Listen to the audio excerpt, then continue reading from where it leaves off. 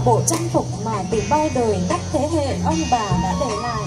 Mặc dù thời nay trang phục của dân tộc Mông có nhiều cải tiến, nhưng trong trang phục của dân tộc Mông Trắng xã Kiêu Lô vẫn lưu giữ được những nét văn hóa xưa. Cuối cùng, xin kính chúc ban giám khảo, quý vị đại biểu lời chúc sức khỏe, có một năm mới vạn sự như ý. Tiếp theo là thí sinh Ngô Mai Hương đến từ huyện Điện Biên, mang số báo danh 14. Sông Thị Sau Kiều mừng nhé, mang số báo danh 13 chuẩn bị. Em Ngô Thị Mai Hương, năm nay em 16 tuổi, em cao 1m65 và nặng 55 cân. Bộ trang phục là sự kết hợp giữa cổ điển và hiện đại, do chính người dân tộc Mông chúng em tự tay làm ra một cách công phu. Trang phục gồm có áo, váy, thắt lưng, kiếm và những trang sức đính đá lấp lánh. Đó là công sức hòa quyện với những phong tục truyền thống được gìn giữ và lưu truyền đến ngày nay.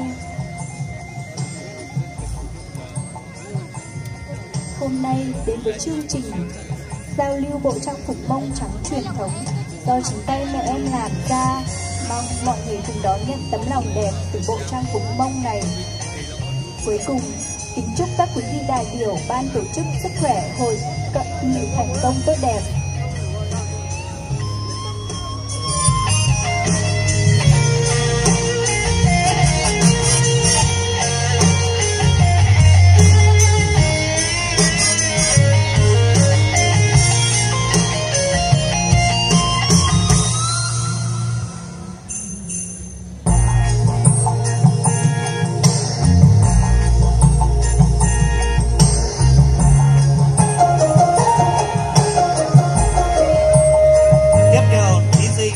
Sông Thị Sau Kiêu mừng nhé, mang số báo danh 13.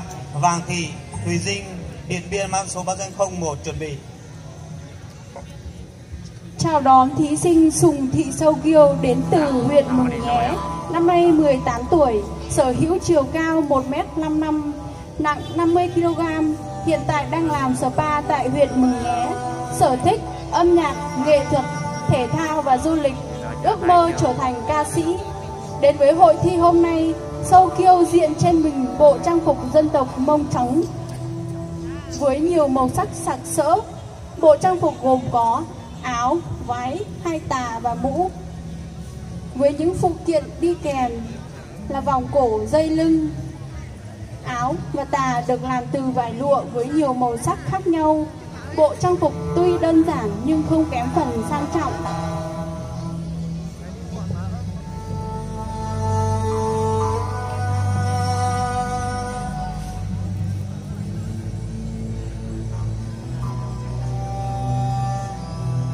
Cuối cùng là thí sinh Vàng Thị Vàng Thị Thùy Dinh huyện Điện Biên, mang số báo danh 01. Kính thưa tất cả các mọi người, đang đi trên sân khấu là bạn Vàng Thị Thùy Dinh với bộ trang phục Mông màu trắng kèm theo phụ kiện gồm mũ, vòng cổ, thắt lưng và quấn chân. Bộ trang phục màu trắng tỏa ánh kim với màu hồng rực cửa những họa tiết hoa văn.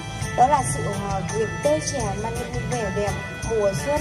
Ánh kim của màu trắng là tượng trưng cho những ngôi sao tỏa sáng trên bầu trời. Màu hồng của những họa tiết hoa văn tượng trưng cho hình ảnh của những hoa đào, một loài hoa chỉ nở vào mùa xuân. Những niềm vui, hạnh phúc của sự tươi trẻ và đặc sắc, tất cả đều mang lại một bầu không khí tươi trẻ và tôn vinh vẻ đẹp hài hòa trong mùa xuân. Bộ trang phục còn lộc tả sự khéo léo của người phụ nữ, người Mông Trắng, dặn dịu của tuần vẹn và trung lập với tất cả mọi thứ. Cuối cùng, em xin gửi lời chúc tốt đẹp nhất tới ban giám khảo và khán giả của năm mới.